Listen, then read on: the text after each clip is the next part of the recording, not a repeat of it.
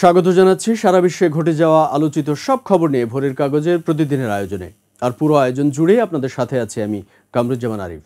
আজ শুরুতেই থাকছে গাজা ইসরায়েল প্রসঙ্গ।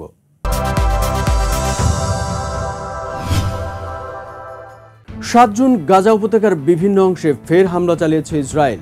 আল জাজিরা জানিয়েছে এসব হামলার বেশিরভাগই ইসরায়েলের নিরাপদ এলাকা হিসেবে ঘোষিত অবস্থানে সংঘটিত হয়েছে। একদিন আগে নুসেরাত ক্যাম্পের সেই স্কুলে হামলার পর এই শরণার্থী শিবিরে নতুন করে আজ কামানের গোলার আঘাত ও বিমান থেকে বোমা হামলা চালানো হয়েছে। প্রত্যক্ষদর্শীরা এএফপিকে এই তথ্য জানিয়েছে। আল-আকসা হাসপাতালের এক সূত্র জানান, বুরেজ শরণার্থী শিবিরের একটি চিকিৎসা কেন্দ্রের কাছে অবস্থিত ঈসা পরিবারের বাসস্থানকে লক্ষ্য করে হামলা চালানো হয়। এই হামলায় অনেকেই আহত হয়।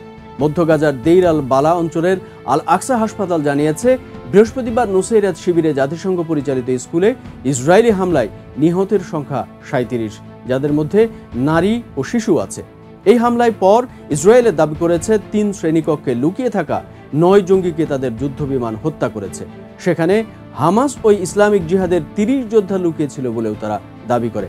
এদিকে নভেম্বরের পর থেকে যুদ্ধবিরতির আলোচনায় অগ্রগতি নেই বললেই চলে। সর্বশেষ মার্কিন প্রেসিডেন্ট জো বাইডেনের উপস্থাপন করা খসড়া যুদ্ধবিরতি প্রস্তাবের কিছু অংশ নিয়ে এখনও হামাস ইসরায়েলের আপত্তি রয়েছে বলে জানা গেছে। তবে বাইডেনের প্রস্তাবের আনুষ্ঠানিক জবাব এখনও দেয়নি হামাস। অপরদিকে ইসরায়েল বলছে যুদ্ধ অব্যাহত রেখেই আলোচনা চলবে। হামাসের দাবি, সব জিম্মি মুক্তির আগে স্থায়ী যুদ্ধবিরতি চালু করতে হবে এবং সকল ইসরায়েলি সেনাকে গাজা ছেড়ে চলে যেতে হবে। মূলত এই বিষয়টি নিয়েই আলোচনায় অচল অবস্থা দেখা দিয়েছে। এদিকে হামাসের বিরুদ্ধে যুদ্ধ নিয়ে সত্য তুলে ধরবেন বলে জানিয়েছে ইসরায়েলের প্রধানমন্ত্রী বেনিয়ামিন নেতানিয়াহু।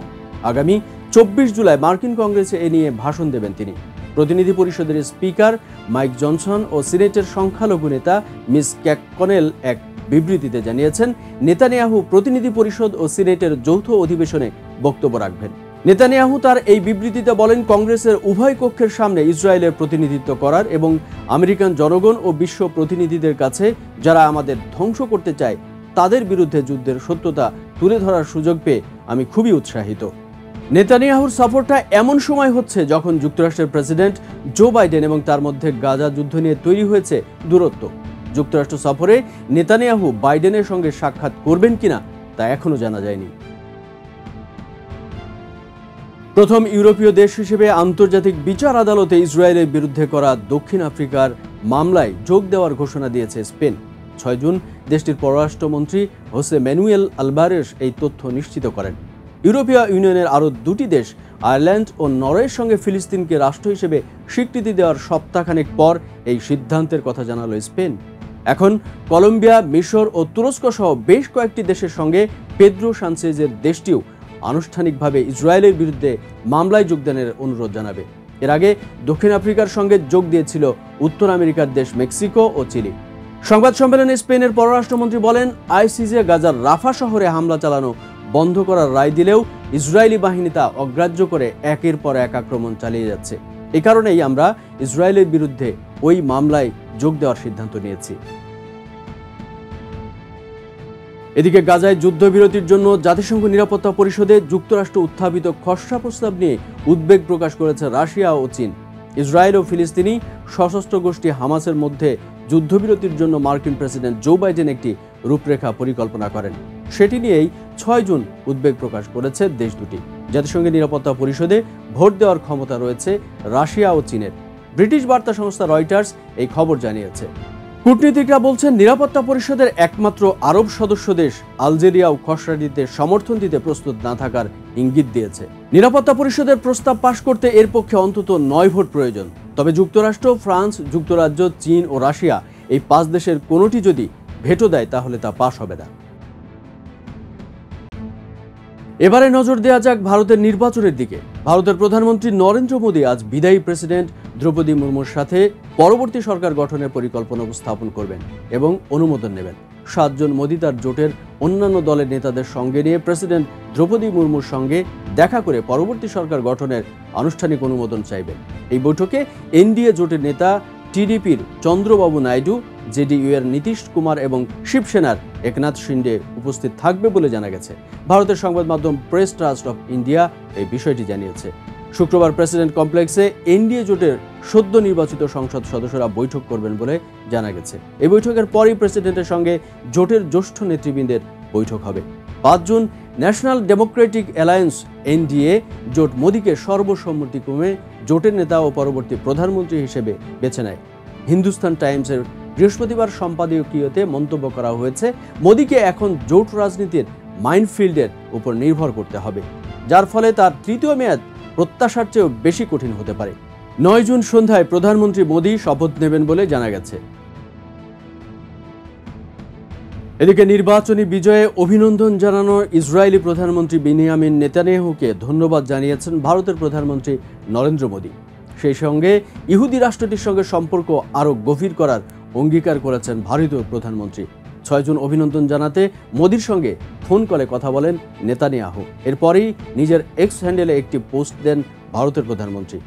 ইতিহাস ঘাটলে দেখা যায়, স্বাধীন হওয়ার পর থেকে ভারত ইসরায়েলি দখলদারিত্বের বিরোধিতা করেছে এবং স্বাধীন ফিলিস্তিন রাষ্ট্র প্রতিষ্ঠার প্রতি সমর্থন জানিয়েছে। তবে ভারতের ভিতরে সক্রিয় হিন্দুত্ববাদী সংগঠনগুলো সবসময় ইসরায়েলের প্রতি সমর্থন জানিয়েছে।